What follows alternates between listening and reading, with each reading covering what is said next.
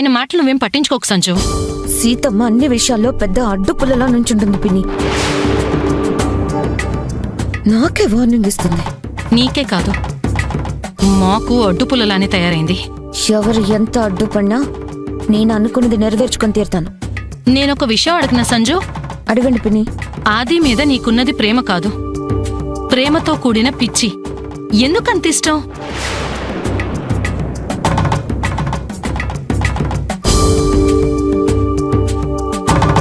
నా చిన్నప్పటి నుంచి, ముఖ్యంగా కాలేజ్ డేస్ నుంచి నేను ఎప్పుడూ ఆదితోనే ఉండేదాన్ని.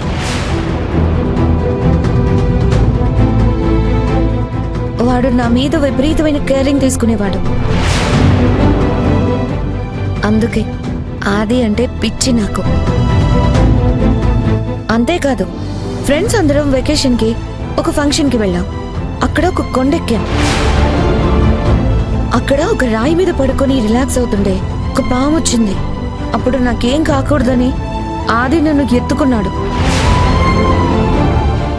వెనుక చూస్తే గొయ్యి, ముందు చూస్తే పాము. ఆ పాము నన్ను కాటేయకుండా పాము వెళ్ళిపోయేదాకా నన్ను అలాగే ఎత్తుకున్నాడు ఆది. వాడి ప్రాణాలు అడ్డు పెట్టి నన్ను కాపాడాడు. అలాంటి వాణ్ణి నేను ప్రేమించకుండా ఎలా ఉంటాను? కానీ పవిత్ర వల్ల వాడు నాకు దూరం అయ్యాడు.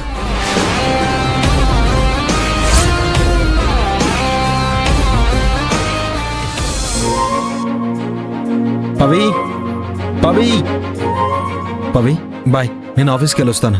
నేను కూడా ఆఫీస్కి వస్తున్నాను ఆది. నైట్ అంతా నిద్ర లేకుండా టెండర్ కోసం కొటేషన్ రెడీ చేసావు. నువ్వు రెస్ట్ తీసుకో పవి. నాకు చాలా ఇంపార్టెంట్ మీటింగ్ ఉంది ఆది.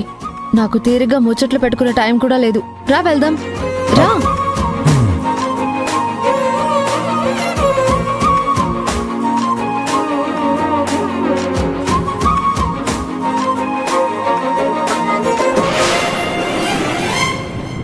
నా కార్ లేదేంటి? ఏదైనా అర్జెన్సీ ఉండి మావయ్య తీసుకుని వెళ్లారేమో.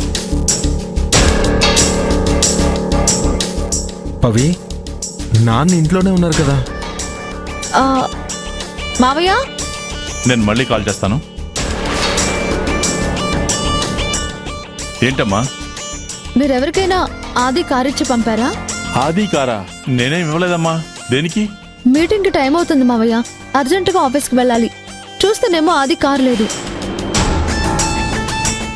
మనకి తెలియకుండా మన కారు ఎవరు తీసుకెళ్తారమ్మా?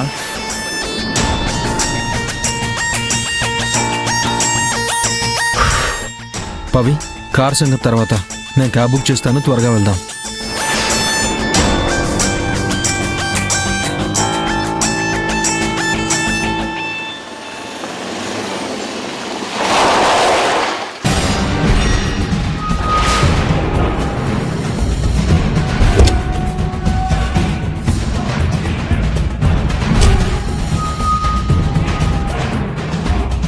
చెప్పకుండా ఆది కారు ఎందుకు తీసుకుని వెళ్ళావు?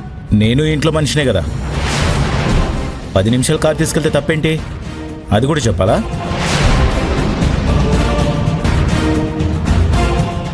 పవిత్ర అడిగిన దానికి సమాధానం సరిగ్గా చెప్పకపోగా ఎదిరించి మాట్లాడతావా?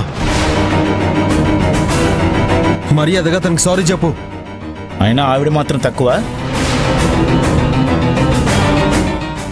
నన్ను స్కూల్ పిల్లలా నిలదీసింది. ముందు తానని సారీ చెప్పమను. రేయ్, ఏం మాట్లాడుతున్నావురా? పద్ధతులు మర్యాదలు తెలియవా నీకు?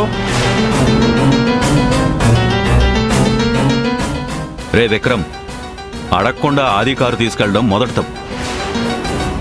వాళ్ళ ఆఫీస్కి వెళ్ళడం లేట్ అయ్యేలా చేయడం రెండో తప్పు. మర్యాదగా పవిత్రకి సారీ చెప్పు. అస్సలు చెప్పను.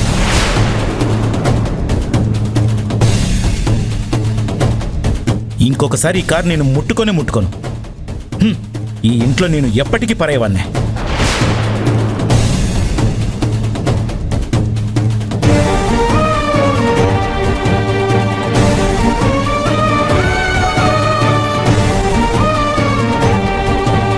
అమ్మా పవిత్ర, వాడి బదులు నేను సారీ చెప్తున్నానమ్మా. అయ్యో వదిలేండి బాబాయ్. మావయ్య, మేము ఆఫీస్కి వెళ్ళొస్తాం. అలాగేనమ్మా. వెళ్ళొస్తాం బాబాయ్. మంచిదమ్మా.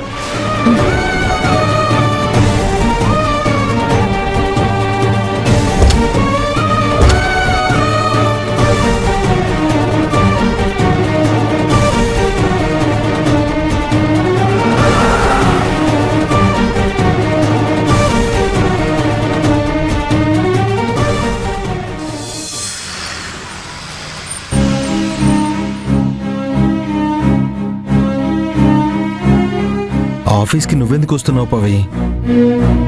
వర్క్ అంతా నేను చూసుకుంటాను కదా, నువ్వు రెస్ట్ తీసుకోవాల్సిందే. చాలా ఇంపార్టెంట్ వర్క్ ఒకటి ఉంది ఆది, అది నేనే ఫినిష్ చేయాలి. అదే కాక ఇంట్లో కూర్చుని మైండ్ స్ట్రక్ అయిపోయింది. బయటికి వస్తే కొంచెం రిఫ్రెష్మెంట్ ఉంటుందని వస్తున్నాను. ఆ సంజు వల్లే నీకు ప్రశాంతత ఉండట్లేదు. అసలు తను ఏ ప్లాన్తో ఇక్కడ ఉంటుందో నాకు అర్థం కావట్లేదు.